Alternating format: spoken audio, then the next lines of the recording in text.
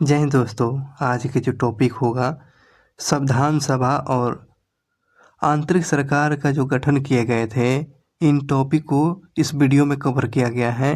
तो इस वीडियो को शुरू से लेकर लास्ट तक लिए आप बने रहेंगे और इस वीडियो के माध्यम से आपके एग्जाम पॉइंट व्यू से बहुत ही इंपॉर्टेंट वीडियो है। तो चलते हैं, शुरू करते हैं। संविधान सभा और अंतरिम सरकार का जो गठन किए गए थे, इन टॉपिक को इस वीडियो में आपको देखने को मिलेगा। तो चलिए पहले क्वेश्चन के साथ शुरू करते हैं। और जिन लोगों ने चैनल को सब्सक्राइब नहीं किए हैं, चैनल को सब्सक्राइब कर ले। जो पहली बार इस वीडियो को देख रहे हैं और इस चैनल से पहली बार जुड़े हुए हैं, सो पहले क्वेश्चन के साथ शुरू करते हैं कि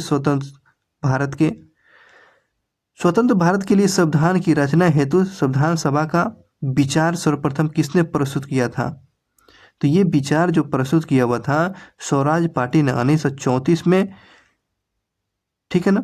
और कांग्रेस पार्टी ने आपको कब किया था? तो कांग्रेस पार्टी ने आपको 1936 में। स्वराज पार्टी ने जो है भारत के लिए संविधान का जो विचार जो है, संविधान सभा का विचार किसने रखा हुआ था सर्वप्रथम? तो ये आपको स्वराज पार्टी ने रखा हुआ था, जबकि कांग्रेस ने 1936 में इस बात को रखे हुए थे। तो इस बात को हमेशा ध्यान रखेंगे और ये बात ध्यान रखेंगे। ये जितने भी क्वेश्चन को हम लोग कर रहे हैं, देख रहे हैं, तो ये आपको सारा एग्जाम में ये क्वेश्चन पूछे गए हैं। बेहतरीन से बेहतरीन आपको UP RO, UP police, UP SI, UP PCS, Bihar PCS, जितने भी इम्पोर्टेंट नेट में सारा चीज़ इसी का कंप्लीट किया गया है। तो चलिए देखेंगे इसमें किसने भारत के लिए है संविधान सभा के गठन का विचार दिया था।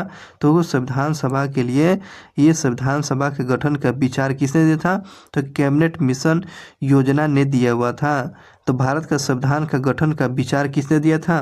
तो ध्यान रखेंगे कैबिनेट मिशन ने दिया हुआ था। कैबिनेट मिशन ने। संविधान सभा जिसने भारतीय संविधान का निर्माण किया का गठन का आधार क्या था? तो ये भारतीय संविधान का निर्माण का गठन का आधार जो किस प्लान के अंतर्गत में? तो कैबिनेट मिशन प्लान के अंतर्गत में। तो कैबिनेट मिशन प्लान से आप क्या समझते हैं? भारत के संविधान निर्माण करने के लिए कैबिनेट मिशन भारत में आया हुआ था।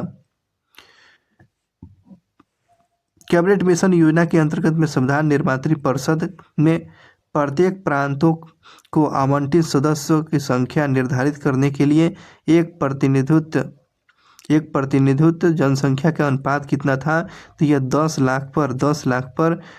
लाख पर यह जनसंख्या का एक प्रतिनिधित्व की बात किया गया था। कैबिनेट मिशन में कितने आपको? तो एक प्रतिनिधित्व होंगे, तो 10 लाख पर एक प्रतिनिधित्व होंगे। ये बात हमेशा ध्यान रखेंगे। वर्ष 1946 में भारत की संविधान सभा किसके द्वारा चुनी गई थी? तो प्रांतीय सभाओं के द्वारा 1946 में संविधान सभा के लिए चुने गए थे। प्रांतीय सभाओं के द्वारा चुना गया था। संविधान सभा का प्रथम अधिवेशन पूछा गया। पहला अधिवेशन कब हुआ था? तो 9 दिसंबर 1946 को किया गया था। 9 दिसंबर 1946 में संविधान सभा का प्रथम बैठक हुआ था। और संविधान सभा के अस्थायी जो अंतरिम जो जिसे टेम्पोररी बोलते हैं अध्यक्ष कौन थे? तो सच्चिदानंद सिन्हा जो थे अस्थायी रूप से अध्यक्ष चुने गए थे 9 दिसंबर 1946 को, जो बैठक किया गया था संविधान सभा का। तो उसके बाद भारतीय उपनिवेश के लिए संप्रभुता संपन्न संविधान के प्रथम अस्थायी अध्यक्ष किसे चुना गया था? तो प्रथम अस्थायी रूप से अध्यक्ष किसको? तो ये राजेंद्र प्रसाद जी को अस्थायी रूप से अध्यक्ष चुन लिया गया 11 दिसंबर 1946 को। भारतीय संविधान को पांडुलेखन समिति का अध्यक्ष कौन थे? पांडुलेखन समिति के अध्यक्ष कौन थे? पांडुलेखन समिति के अध्यक्ष डॉक्टर भीमराव अंबेडकर थे। पांडुलेखन समिति के अध्यक्ष पूछेगा तो क्या बताएंगे? तो डॉक्टर अंबेडकर अध्यक्ष थे। किसने ब्रिटिश युग की केंद्रीय लेजिस्लेटिव असेंबली तथा स्वतंत्र भारत की संसद के लोकसभा अध्यक्ष का पद संभाला हुआ था? तो ध्यान रखेंगे, तो जेपी मालवंकर जो थे ये आपको लोकसभा के प्रथम अध्यक्ष जो चुने गए थे। वह कौन सा प्रथम कांग्रेसी नेता था जिसने सलाह दिया कि देवनागरी में लिखी हिंदी भारत की राष्ट्रभाषा होनी चाहिए। भारत की राष्ट्रभाषा ये हिंदी जो है देवनागरी में होनी चाहिए और भारत की राष्ट्रभाषा होनी चाहिए। तो ये महात्मा गांधी के द्वारा बताया गया था। महात्मा गांधी के द्वारा ये कहे हुए थे, सलाह दिए हुए थे कि देवनागरी में हिंदी होनी चाहिए और भारत की राष्ट्रभाषा होनी चाहिए। ठीक है, महात्मा गांधी के ये स्टेटमेंट दिया गया था। आगे बात करते हैं, अंतरिम सरकार की अब गठन होती है। अंतरिम सरकार का जो गठन आपको वर्ष 1946 में गठित अंतरिम कैबिनेट की अध्यक्षता किसने किया था? तो ध्यान रखेंगे 1946 में जो गठित किया गया था अंतरिम सरकार का जो गठन किया गया था, जिसके अध्यक्ष पूछा गया है, तो अध्यक्ष क्या बताएंगे? तो जवाहरलाल नेहरू इनके अध्यक्ष थे। जवाहरलाल नेहरू के नेतृत्व में अंतरिम सरकार का गठन कब किया गया था? तो 2 सितंबर 1946 को किया गया था। जवाहरलाल नेहरू के नेतृत्व में जो है अंतरिम सरकार का गठन कब किया गया? तो 2 सितंबर 1946 को किया गया था। अध्यक्ष कौन थे? तो जवाहरलाल नेहरू थे। 1946 में अंतरिम सरकार के संबंध में हम इस कथन पर हम लोग देखेंगे कथन सत्य कौन कौन सा है। तो पहला कथन पर बात करते हैं, वायसराय की कार्यकारी परिषद के अध्यक्ष थे। बिल्कुल बात सही है। अंतरिम सरकार के जो है वायसराय के कार्यकारी परिषद के अध्यक्ष थे, सही बात है। जवाहरलाल नेहरू जो वायसराय की कार्यकारी परिषद के उपाध्यक्ष चुने गए थे, बिल्कुल बात सही है। जवाहरलाल नेहरू जो थे 1946 में अंतरिम सरकार के उपाध्यक्ष कौन थे? तो जवाहरलाल नेहरू। अध्यक्ष कौन थे? तो ये आपको वायसराय हुआ करते थे। अंतरिम सरकार के सदस्य वायसराय की कार्यकारी परिषद के सदस्य थे। अंतरिम सरकार के सदस्य जो है वायसराय की कार्यकारी परिषद के सदस्य थे। तो ये सारा चीज बातें सही है। 1946 की अंतरिम सरकार के बारे में जो पूछा गया था जो क्वेश्चन, 1946 में बनी अंतरिम सरकार में डॉक्टर राजेंद्र प्रसाद जी को कौन सा विभाग मिला हुआ था? तो खाद्य और कृषि मंत्रालय। डॉक्टर राजेंद्र प्रसाद जी को यह कृषि और खाद्य मंत्रालय का डिपार्टमेंट सौंपा गया था। अंतरिम सरकार 1946 में रेल मंत्रालय का कार्य कौन किए हुए थे? तो आसफ अली ने। अंतरिम सरकार में रेल मंत्री कौन थे? तो आसफ अली जी को बनाया गया था। आसफ अली को बनाया गया था। अगले क्वेश्चन की बात करते हैं। अगला क्वेश्चन जो पूछा गया है, लॉर्ड बेबल के प्रयास से अंतरिम सरकार में मुस्लिम लीग के कितने सदस्य शामिल किए गए? तो लॉर्ड बेबल के प्रयास से अंतरिम सरकार में मुस्लिम लीग पहले शामिल नहीं था, शामिल कर लिया गया लॉर्ड बेबल के कहने पर। तो 5 गो सदस्य को मुस्लिम लीग के सदस्य से शामिल किया गया। कब शामिल हो जाता है अंतरिम सरकार में? ये भी क्वेश्चन पूछता है मुस्लिम लीग कब शामिल होता है? तो 26 अक्टूबर 1946 को। 26 अक्टूबर 1946 को मुस्लिम लीग आपको अंतरिम सरकार में शामिल हो जाता है। बेबल के प्रयास से 5 सदस्य 26 अक्टूबर 1946 को। जब 1946 में भारतीय मुस्लिम लीग को अंतरिम सरकार में शामिल किया गया, तब लियाकत अली को कौन सा विभाग दिया गया था? लियाकत अली को वित्त विभाग। लियाकत अली को कौन सा विभाग? वित्त विभाग सौंपा गया था। वित्तीय मंत्रालय बनाया गया था लियाकत अली जी को। आगे बात करते हैं लियाकत अली के बाद 1946 ईस्वी के चुनाव के पश्चात जो है मुस्लिम लीग ने किस प्रांत में अपनी सरकार बनाया हुआ था? मुस्लिम लीग ने 1946 में जो चुनाव हुआ था तो किस प्रांत में सरकार बनाया हुआ था? तो बंगाल में अपनी सरकार बनाई हुई थी। मुस्लिम लीग ने सीधा कार्रवाई दिवस किस तिथि को मनाया हुआ था? तो सीधा कार्रवाई दिवस मुस्लिम लीग ने 16 अक्टूबर 1946 को मनाया हुआ था। 16 अगस्त 1946 को मुस्लिम लीग ने सीधा कार्रवाई दिवस मनाया था। डायरेक्ट एक्शन डे के नाम से जाना जाता है 16 अगस्त 1946 को। सीधा कार्रवाई दिवस में दंगे का प्रमुख केंद्र कहाँ था? तो नुआखाली में था। नुआखाली जो ये बंगाल में है, पश्चिम बंगाल में है। पश्चिम बंगाल में ये आपको नुआखाली है। नुआखाली जो है पश्चिम बंगाल में जो दंगा का केंद्र बन गया था। वह चाहे खुद को मुसलमान, हिंदू या कुछ भी और बता दें, जब वे बर्बर होकर मरमम हत्या करते हैं तब उसे असहाय भाव से देखने की जगह मैं सर्वशक्तिमान से प्रार्थना करूंगा कि वह मुझे इस दुख भरी दुनिया से ले जाए। यह पंक्ति किसका है? तो ये आपको महात्मा गांधी जी का पंक्ति जब है, जब यहाँ पर खून खराबा हो रहा था नोआखाली में, है ना। तो इस चीज़ को देखते हुए गांधी जी ने बोले वे चाहे खुद को मुसलमान या हिंदू कुछ भी बता दे, जब ये बर्बर होकर निर्मम हत्या करते हैं तो असहाय भाव से देखने की जगह मैं शक्ति से प्रार्थना करूंगा कि वह मुझे इस दुख से भरी दुनिया से उठा ले। ये गांधी जी का ये स्टेटमेंट था। आगे क्वेश्चन की बात करते हैं। अगला क्वेश्चन जो है, अभिरक्षण की मांग करने वाले मुसलमान मूर्ख तथा उसे अस्वीकार करने वाले उनसे ज़्यादा मूर्ख थे। ये स्टेटमेंट किसका है? तो ये आपको मौलाना अबुल कलाम आज़ाद जी का है। मौलाना अबुल कलाम आज़ाद ने अभिरक्षण की मांग करने वाले मुसलमान मूर्ख और इससे अस्वीकार करने वाले सबसे ज़्यादा मूर्ख थे। ये स्टेटमेंट किसका था? तो अबुल कलाम आज़ाद का था। आगे क्वेश्चन है कि हम बहुत ही बड़ी भूल करेंगे यदि हम बिहार की जनता और उनके मंत्रिमंडल को लीग के नेताओं के हिंसक और असभ्य आक्रमणों को आगे आरक्षित छोड़ देंगे। तो वर्ष 1946 ईस्वी में यह बात किसने कहा था? तो सरदार वल्लभ भाई पटेल ने मुस्लिम दंगा को देखते हुए कहा था। तो सरदार पटेल ने क्या कहा हुआ था? सरदार पटेल ने अब कुछ कहे हुए थे, हम बहुत ही बड़ी भूल करेंगे यदि हम बिहार की जनता और उनके मंत्रिमंडल को लीग के नेताओं को हिंसक और असभ्य आक्रमण के आगे आरक्षित छोड़ देंगे। तो वर्ष 1946 में यह बात किसने कहा था? तो सरदार पटेल ने आपको मुस्लिम दंगा पर ये बात मुस्लिम दंगे पर ये आपको वल्लभ भाई पटेल ने ये स्टेटमेंट दिए हुए थे। वर्ष 1946 में मेरठ में आयोजित जो भारतीय राष्ट्रीय कांग्रेस के अधिवेशन के अध्यक्षता कौन किए थे? 1946 ईस्वी में मेरठ में 1946 ईस्वी में मेरठ में जो आयोजित जो भारतीय राष्ट्रीय कांग्रेस के अधिवेशन की अध्यक्षता जेपी कृपलानी ने आपको 23 नवंबर 1946 को किया हुआ था। 1946 में मेरठ में आयोजित जो किया गया था अध्यक्षीय भाषण, अध्यक्ष किसको बनाया गया था कांग्रेस के? तो जेपी कृपलानी थे। जेपी कृपलानी, इस बात को ध्यान रखेंगे।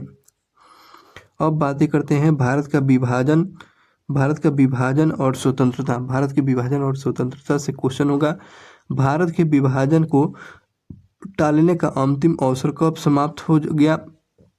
तो ये भारत को टालने का जो है अंतिम अवसर समाप्त होता है कैबिनेट मिशन को अस्वीकार करने के साथ ही। जब भारत में जो है कैबिनेट मिशन को अस्वीकार कर दिया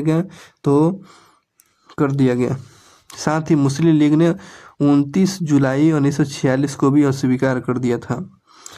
लॉर्ड माउंटबेटन को वायसराय के रूप में भारत क्यों भेजा गया था? तो लॉर्ड माउंटबेटन को वायसराय के रूप में भारत क्यों भेजा गया था? क्योंकि यथासंभव भारत को संयुक्त रखने की विशेष हिदायत के साथ उनके भेजा गया था। लॉर्ड माउंटबेटन को वायसराय के रूप में इसलिए भेजा गया था क्योंकि यथासंभव भारत के संयुक्त रखने की विशेष हिदायत के साथ इनको भेजा गया था कि आप जाइए, आप देखिएगा और अपने दिमाग से वहाँ को शांत करिए। भारत के विभाजन का बाल्कन प्लान किसके मस्तिष्क का ऊपर था? तो लॉर्ड माउंटबेटन के मस्तिष्क के दिमाग का प्लान था। बाल्कन प्लान लॉर्ड माउंटबेटन का मस्तिष्क के दिमाग का ही उपज था। ब्रिटिश प्रधानमंत्री ब्रिटिश संसद में कब यह घोषणा कर दिया कि जून 1946 तक ले उत्तरदायी सत्ता भारतीयों के हाथों में हस्तांतरित कर दिया जाएगा? तो 20 फरवरी 1947 ईस्वी को ब्रिटेन के संसद ने यह घोषणा कर दिया कि जून 1948 तक ले भारत को स्वतंत्र कर दिया जाएगा। ये आपको ब्रिटिश संसद में आपको 20 फरवरी 1947 को यह स्टेटमेंट बोला गया था, भारत को जून 1948 को स्वतंत्र हम कर देंगे। लेकिन जून 1948 को स्वतंत्र कर देंगे और 47 में भारत आज़ाद हो जाता है, एक साल पहले। महात्मा गांधी उस समय कहाँ थे जब इटली के हाउस ऑफ कॉमन्स में सत्ता का हस्तांतरण की घोषणा किया गया था, तो वो दिल्ली में थे और 20 फरवरी 1947 की बात था।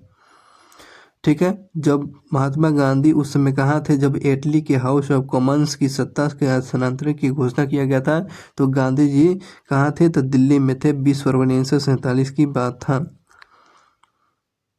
अगले क्वेश्चन की तरफ बढ़ते हैं। अगला क्वेश्चन जो पूछा गया कि 1947 में भारतीय राष्ट्रीय कांग्रेस देश के विभाजन के लिए मुख्य रूप से इसलिए सहमत हुई थी। क्यों सहमत हो गया कि भारतीय राष्ट्रीय कांग्रेस जो है भारत के विभाजन के लिए क्यों सहमत हो जाता है? क्योंकि वे बड़े पैमाने पर संभावित सांप्रदायिकता जो है दंगा चल रहा था उससे बचने के लिए। देश जो था उस समय दंगा का भेंट चढ़ चुका था और यहाँ पर पूरे आपस में लोग लड़े जा रहे थे, एक दूसरे को काटे और मारे जा रहे थे और इसलिए कोई रास्ता नहीं मिल पाया। इसलिए क्या कर लिया गया, तो लास्ट में रास्ता यही बचा कि दोनों को एक अलग अलग राष्ट्र बना दिया जाए ताकि ये दंगा शांत हो सके। इसलिए भारत का विभाजन भारत और पाकिस्तान के रूप में कर दिया गया और कोई कारण नहीं बन पाया था। लेकिन इसकी रूपरेखा एक दिन में तय नहीं हुआ था, ध्यान रखेंगे, एक दिन में तय नहीं हुआ था, बहुत दिनों से ये बातें चलती आ रही थी। भारत के विभाजन के विकल्प के रूप में महात्मा गांधी ने लॉर्ड माउंटबेटन को क्या सुझाव दिया था, तो जिन्ना को सरकार बनाने के लिए आमंत्रित करें। जिन्ना को सरकार बनाने के लिए कि महात्मा गांधी ने कहा था कि भारत की जो है विभाजन मत कीजिए लॉर्ड माउंटबेटन, उससे अच्छा आपको मोहम्मद अली जिन्ना को सरकार बनाने के लिए निमंत्रण करिए। लेकिन यहाँ पर अंग्रेज भी चाल चल दिया, कहा कि साथ नहीं रखना चाहता था। आगे बात करते हैं भारत विभाजन के समय विभाजन काउंसिलिंग के अध्यक्ष कौन थे, तो ये भारत विभाजन के काउंसिलिंग जो थे लॉर्ड माउंटबेटन थे। लॉर्ड माउंटबेटन की अध्यक्षता में बनी विभाजन परिषद में भारतीय राष्ट्रीय कांग्रेस के प्रतिनिधित्व किसने किया था, तो जवाहरलाल नेहरू और वल्लभ भाई पटेल ने किया था। जवाहरलाल नेहरू और वल्लभ भाई पटेल की जोड़ी जबरदस्त थी। ठीक है, इस बात का ध्यान रखेंगे। भारतीयों को वर्ष 1947 ईस्वी में सार्वभौमिक सत्ता सौंपने की योजना किस नाम से जानी जाती है, तो लॉर्ड माउंटबेटन योजना के नाम से जानी जाती है। भारतीयों को जो सत्ता सौंपी जाई गई थी वह कौन से योजना के तहत सौंपी गई थी, तो लॉर्ड माउंटबेटन योजना के तहत सौंपा गया था। इस बात को हमेशा ध्यान रखेंगे। अगला क्वेश्चन है कि भारत के विभाजन के संबंध में लॉर्ड माउंटबेटन की सरकारी तौर पर घोषणा कब कर दिया, तो 3 जून 1947 ईस्वी को कर दिया। तो भारत का विभाजन अब कर दिया जाएगा। लॉर्ड माउंटबेटन ने आधिकारिक तौर पर कब, सरकारी तौर पर कब घोषित कर दिया, 3 जून 1947 को कर दिया था। लॉर्ड माउंटबेटन 3 जून 1947 ने किन प्रांतों को लेकर निर्णायक संतुष्टि की थी, तो ये सिंध, बलूचिस्तान और उत्तर पश्चिम सीमांतों के प्रांतों के लेकर यह संतुष्टि प्राप्त किया था। नई दिल्ली में 1947 ईस्वी में आयोजित जो है अखिल भारतीय कांग्रेस समिति की बैठक में किसने विभाजन के प्रस्ताव का समर्थन किया था, तो ये ध्यान रखेंगे अबुल कलाम आज़ाद और नेहरू जी और सरदार वल्लभ भाई पटेल। तो आपको नई दिल्ली में 1947 में आयोजित जो किया गया था अखिल भारतीय कांग्रेस समिति की जो बैठक किया गया था, तो कांग्रेस की इसमें जो विभाजन किया गया था लॉर्ड माउंटबेटन के द्वारा, इस प्रस्ताव को जो समर्थन किया गया था कौन कौन लोग किए हुए थे, आपको अबुल कलाम आज़ाद और नेहरू जी और सरदार वल्लभ भाई पटेल ने भारत विभाजन के समर्थन का प्रस्ताव को समर्थन किया था। इस बात को हमेशा ध्यान रखेंगे। आगे क्वेश्चन है कि किसने 1947 ईस्वी में कांग्रेस कमेटी की बैठक द्वारा विभाजन के प्रस्ताव को पारित होने को राष्ट्रवाद का संप्रदायवाद के पक्ष में समर्थन के रूप में लिया था, तो डॉक्टर केचुलू विभाजन के प्रबल विरोधी थे, है ना। डॉक्टर केचुलू जो थे ये आपको भारत विभाजन के बिल्कुल विरोधी थे सैफुद्दीन केचुलू। अखिल भारतीय कांग्रेस कमेटी की 14 और 15 जून 1947 को 14 और 15 जून 1947 ईस्वी में संपन्न बैठक में भारत विभाजन की पक्ष में किसने मतदान किया था? ये विपक्ष में मतदान किया था भारत के विभाजन के विपक्ष में। खान अब्दुल गफ्फार खान, डॉक्टर सैफुद्दीन किचलू और पुरुषोत्तम दास टंडन। जब भारत का विभाजन जब किया जा रहा था तो इन लोगों ने विपक्ष में वोटिंग किया था, विपक्ष किया था, बायकॉट किए हुए थे कि भारत का विभाजन नहीं किया जाए। तो इसमें कौन कौन लोग थे? तो खान अब्दुल गफ्फार खान और डॉक्टर सैफुद्दीन किचलू और पुरुषोत्तम दास टंडन जो थे, आपको ये भारत विभाजन के पक्षधर लोग नहीं थे, इस बात को हमेशा ध्यान रखेंगे। 15 जून 1947 को कांग्रेस के दिल्ली अधिवेशन में भारत के विभाजन का प्रस्ताव स्वीकार हुआ और इस अधिवेशन के अध्यक्ष कौन थे? तो आचार्य जेपी कृपलानी अध्यक्ष थे। 1947 में जो कांग्रेस में जो दिल्ली अधिवेशन का विभाजन को प्रस्ताव को स्वीकार कर लिया गया था, उस समय कांग्रेस की अध्यक्षता कौन कर रहे थे? तो आचार्य जेपी कृपलानी कर रहे थे। रेड क्लिफ समिति जो है किस लिए नियुक्त किया गया था? तो भारत और पाकिस्तान के बीच में सीमाओं के निर्धारण करने के लिए रेड क्लिफ समिति बनाया गया था और इस प्रकार भारत और पाकिस्तान के बीच में रेड क्लिफ लाइन है जो 30 जून 1947 ईस्वी को भारत और पाकिस्तान की सीमा का रेड क्लिफ लाइन बना दिया गया 30 जून 1947 ईस्वी को। अगले क्वेश्चन की बात करते हैं कि भारत विभाजन के संदर्भ में 1947 में नियुक्त सीमा आयोग की अध्यक्षता किसने किया था? सीमा आयोग के जो है आयोग की अध्यक्षता किसने किया था? आपको रेड क्लिफ ने किया था और यही आपको सीमा बनाया हुआ था भारत और पाकिस्तान के बीच में। 3 जून 1947 को भारत और विभाजन के विरोध में किस पार्टी ने काला दिवस मनाया था? जब भारत और पाकिस्तान की विभाजन हो गया था, भारत विभाजन के विरोध में किस पार्टी ने आपको काला दिवस मनाया था? 3 जुलाई को काला दिवस मनाया हुआ था। आपको हिंदू महासभा ने मनाया हुआ था काला दिवस। भारतीय स्वतंत्रता विधेयक ब्रिटिश प्रधानमंत्री एटली के द्वारा हाउस ऑफ कॉमन्स में कब पारित किया गया? तो 4 जुलाई 1947 को जानते हैं भारतीय स्वतंत्रता विधेयक जो था ब्रिटिश संसद में कैलमेट एटली के द्वारा हाउस ऑफ कॉमन्स में पेश किया गया था। तो 4 जून 1947 ईस्वी को किया गया था, इस बात को हमेशा ध्यान रखेंगे। भारतीय स्वतंत्रता विधेयक हाउस ऑफ कॉमन्स के द्वारा कब पारित हो गया? कब पारित हो जाता है? तो आपको 15 जुलाई 1947 को ये हाउस ऑफ कॉमन्स के द्वारा कब पारित हो जाता है? तो 15 जुलाई 1947 को पास हो जाता है। पेश कब किया गया था? पेश पूछेगा तो ध्यान रखेंगे 4 जुलाई को। और पारित हो जाता है कब? पारित हो जाता है 15 जुलाई को, है ना। पेश किया गया था 4 जुलाई को, अब पारित कब होता है? तो 15 जुलाई को हो जाता है, इस बात को हमेशा ध्यान रखेंगे। अगले क्वेश्चन की बात करते हैं। अगला क्वेश्चन पूछा कि भारतीय स्वतंत्रता विधेयक हाउस ऑफ कॉमन्स लॉर्ड्स के द्वारा कब पारित हुआ था? 16 जुलाई 1947 को ये पारित किया गया था। भारतीय स्वतंत्रता विधेयक को राजकीय स्वीकृति कब प्राप्त हो जाती है? भारतीय स्वतंत्रता को राजकीय स्वीकृति जो है ये प्रदान हो जाती है 18 जुलाई 1947 को। ये स्वीकृति पूछेगा कि भारतीय स्वतंत्रता विधेयक को कब स्वीकृति प्रदान हो जाता है? तो ये 18 जुलाई 1947 को हो गया था। पाकिस्तान का निर्माण कब हुआ था? 14 जुलाई 1947 को हुआ। पाकिस्तान का निर्माण 14 अगस्त 1947 को हो गया।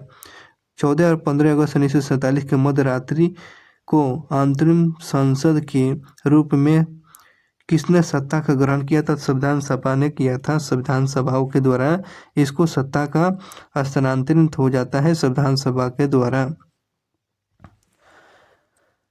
14 और 15 अगस्त 1947 के मध्य रात्रि को केंद्रीय असेंबली में इनकलाब का गीत जो है हिंदुस्तान हमारा और जनगण मन किसने गाया हुआ था? MS सुब्बालक्ष्मी ने गाया हुआ था। तो ये आपको जानते हैं 14 और 15 अगस्त के जो है मध्य रात्रि में जो है आपको केंद्रीय असेंबली में इनकलाब का गीत हिंदुस्तान हमारा और जनगण मन किसने गाया हुआ था? मन की लिखा नहीं पूछ रहा है, लिखेगा तो आपको जनगण तो रविन्द्रनाथ टैगोर, लेकिन गाने की बातें पूछ रहा है तो MS सुब्बालक्ष्मी ने इस गान को गाए हुए थे, हमेशा ध्यान रखेंगे। नेक्स्ट क्वेश्चन जो पूछा गया 15 अगस्त 1947 ईस्वी को भारत को मिली आज़ादी के वक्त का समय क्या था? तो अर्धरात्रि जो था मन की आधी रात था, 12 बजे का समय था। आज़ादी के अवसर पर भारत के प्रधानमंत्री नियुक्त किए गए थे, किसके द्वारा किए गए थे? तो को गवर्नर जनरल ने किया हुआ था, है ना। आज़ादी के अवसर पर भारत के प्रधानमंत्री की नियुक्ति किसने किया हुआ था? तो गवर्नर जनरल ने प्रधानमंत्री किसको बनाया था? नेहरू जी को बनाए हुए थे। स्वतंत्र भारत के प्रथम गवर्नर जनरल कौन थे? तो स्वतंत्र भारत के प्रथम गवर्नर जनरल कौन? तो ये लॉर्ड माउंटबेटन जो थे, ये स्वतंत्र भारत के प्रथम गवर्नर जनरल थे। इस बात को हमेशा ध्यान रखेंगे। स्वतंत्र भारत के प्रथम विधि मंत्री किसको बनाया गया था? तो डॉक्टर अंबेडकर को विधि मंत्री बनाया गया था। इस बात को हमेशा ध्यान रखेंगे। किसका स्वतंत्र भारत के किस प्रथम मंत्रिमंडल जो है 1947 का पोर्टफोलियो और उनके आंतरिक सरकार 1947 को इसमें को पोर्टफोलियो से भिन्न था? तो ऐसी भाभा जो वाणिज्य मंत्रालय और खनन शक्ति विभाग जो था। 1947 ईस्वी में भारत विभाजन के बाद किसने संयुक्त रक्षा समिति, क्या समझे? तो संयुक्त रक्षा समिति जो है, संयुक्त रक्षा समिति जिसे सैनिक कर्मचारी हथियारों और युद्ध सामग्रियों के विभाजन में जिम्मेदारी सौंपी गई थी, जो सर्वोच्च सेनापति बन गया था अंची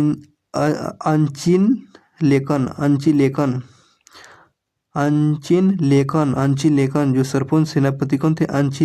अंची लेकन। इस बात को ध्यान रखेंगे।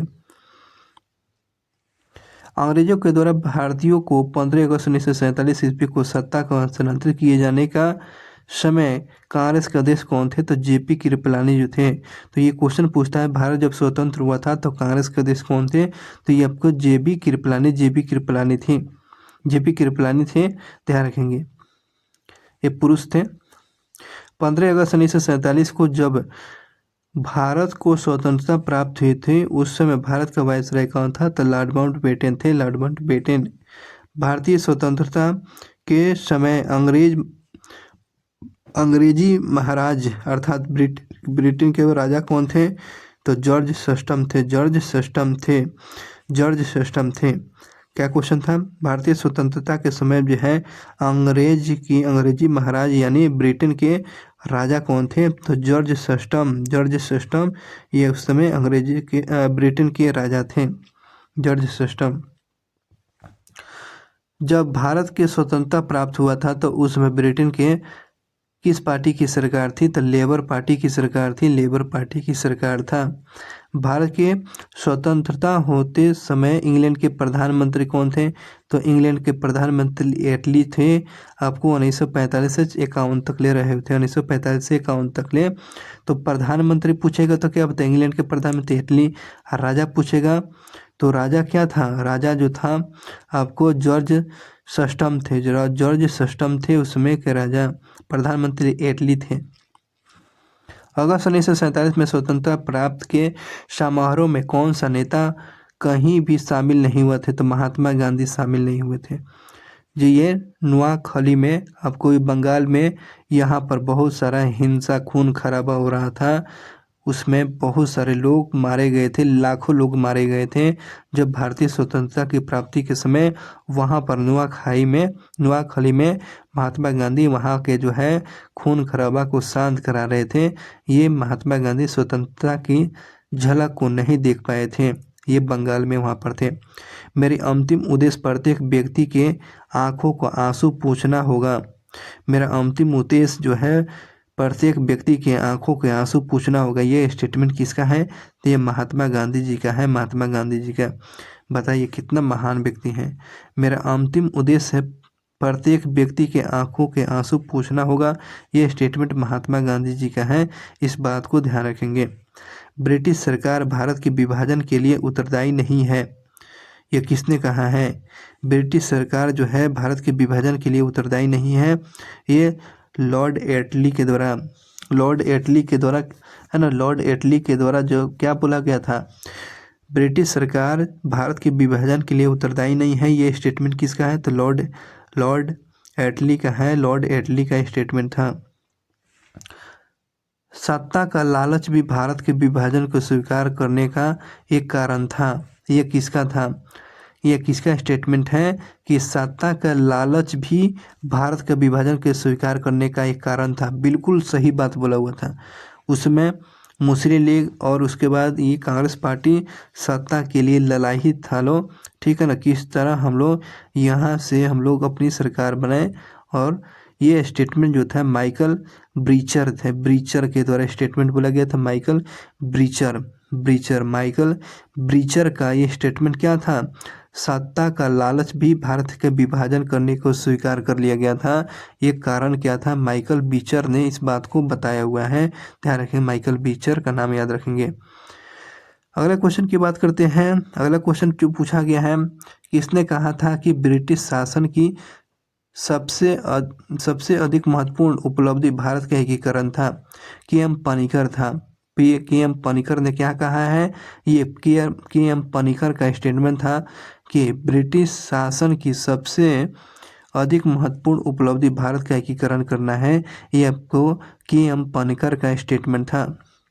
भारतीय राष्ट्रवाद ब्रिटिश राज का शिशु था।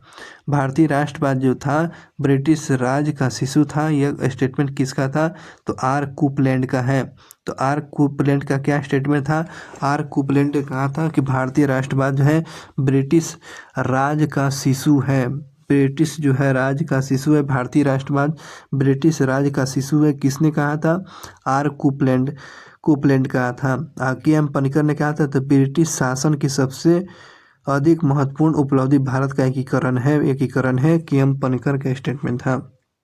लॉर्ड माउंटबेटन के जाने के पश्चात किसने गवर्नर जनरल के रूप में काम किया था? जब लॉर्ड माउंटबेटन भारत से चले जाते हैं तो गवर्नर के रूप में कौन था? तो सी राजगोपालाचारी आपको 1948 से लेकर 50 तक ले काम किए हुए थे।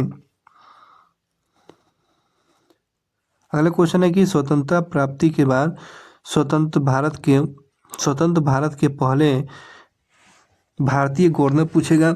स्वतंत्र भारत के प्रथम भारतीय, और इस नाम में भारतीय लग गया तो सी राजगोपालाचारी याद रखेंगे। स्वतंत्र भारत के प्रथम गवर्नर पूछ लेगा तो आपको लॉर्ड माउंटबेटन। अब भारतीय लग गया ना, भारतीय ये नाम याद रखें। भारतीय जब लग गया तो सी राजगोपालाचारी के नाम। जब प्रथम गवर्नर जनरल पूछ लेगा तो लॉर्ड माउंटबेटन। जिसमें भारतीय नहीं लगेगा तो वो लॉर्ड माउंटबेटन।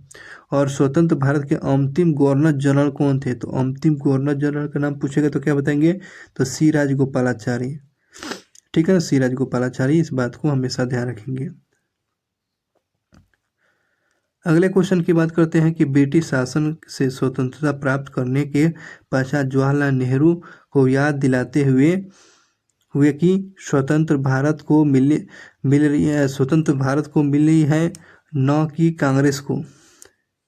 यह आग्रह किसने किया है कि कैबिनेट मिशन निर्माण में दलीय संबंध को ध्यान में रखे बिना योग्यतम व्यक्तियों को शामिल किया जाना चाहिए? यह महात्मा गांधी के स्टेटमेंट था। कितना अच्छा बात बोले हुए थे कि ये जो है भारत को स्वतंत्रता मिला हुआ था, कि ये जो है भारत की स्वतंत्रता मिलने पर ये बात ध्यान रखना चाहिए कांग्रेस को।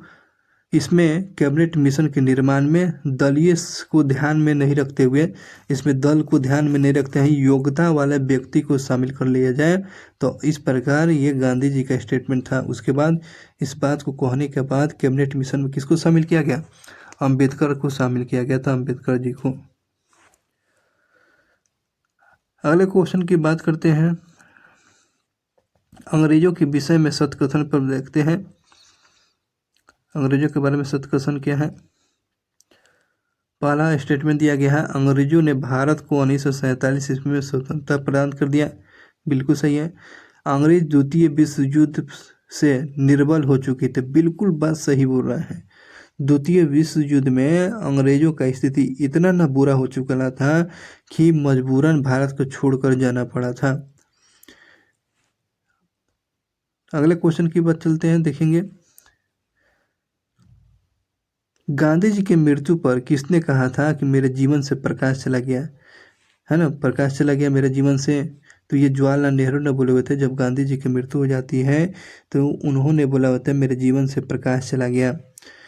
भारत में 15 अगस्त 1947 ईस्वी के पश्चात भी किस औपनिवेशिक शक्ति के विरुद्ध स्वाधीनता संघर्ष जारी रहा? तो पुर्तगालों के साथ स्वतंत्रता संग्राम अभी तक जारी रहा। सबसे पहले आए हुए थे पुर्तगाल और सबसे लास्ट में पुर्तगाल ही गए गोवा को छोड़कर 1961 में। 15 अगस्त 1947 ईस्वी के बाद भारत को कौन सा भाग पुर्तगालों के अधीन बना रहा था? गोवा बना रहा था। भारत विभाजन के लिए मोहम्मद अली जिन्ना को सर्वाधिक उत्तरदायी किसने ठहराया है? तो लॉर्ड माउंटबेटन ने। भारत विभाजन के लिए मोहम्मद अली जिन्ना को सर्वाधिक उत्तरदायी कौन ठहराया है? तो ये लॉर्ड माउंटबेटन ने कहा है। संविधान को 26 जनवरी को किस दिन लागू करने के लिए निर्णय के लिए किया गया था? क्योंकि कांग्रेस ने इस तिथि को 1930 ईस्वी को स्वतंत्रता दिवस मनाया था। 1930 ईस्वी को 1930 में पहली बार स्वतंत्रता दिवस मनाया गया था।